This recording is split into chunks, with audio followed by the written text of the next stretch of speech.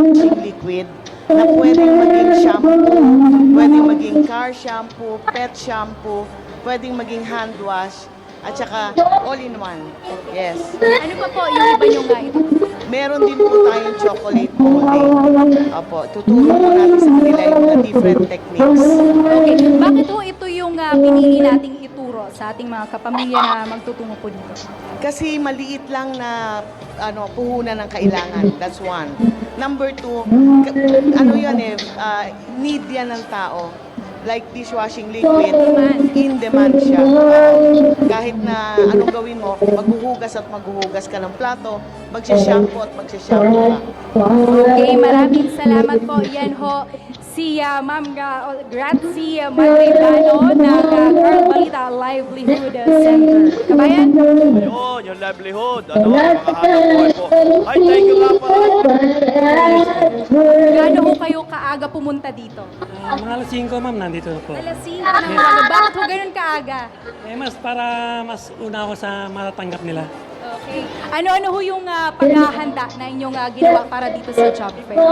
Ever ma'am, kung sa ABS-CBN na nangangailangan kayo ng lightman, assistant cameraman, audioman, willing ako mag-apply.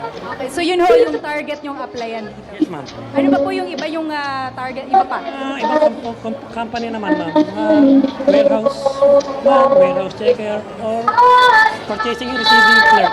Okay, maraming salamat ho for soon at good luck ho. Maraming salamat po. Okay po.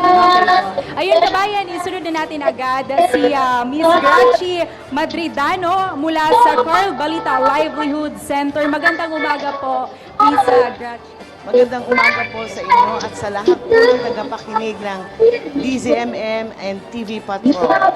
Ano-ano ho yung ituturo nyo mamaya sa seminar? Mag-aano po tayo, magtuturo po kami ng dishwashing liquid na pwedeng maging shampoo, pwedeng maging car shampoo, pet shampoo, pwedeng maging hand wash, at saka all-in-one. Yes.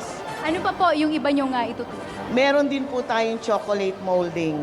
Opo, tuturo po ganado ang kainan ng different techniques. Okay. Bakit ho ito yung pinili nating ituro sa ating mga kapamilya na magtutungo po dito? Kasi maliit lang na puhunan ng kailangan. That's one. Number two, need yan ng tao. Like dishwashing liquid, in demand siya. Oo. Kahit na anong gawin mo, maghuhugas at maghuhugas ka ng plato, magsishampoo at magsishampoo ka. Okay, maraming salamat po. Yan ho, si Ma'am Grazie Madridano ng Carl Balita Livelihood Center. Kabayan? Ayun, yung livelihood. Yung mga hanap buhay po. Ay, thank you nga pala kay Dr. James D.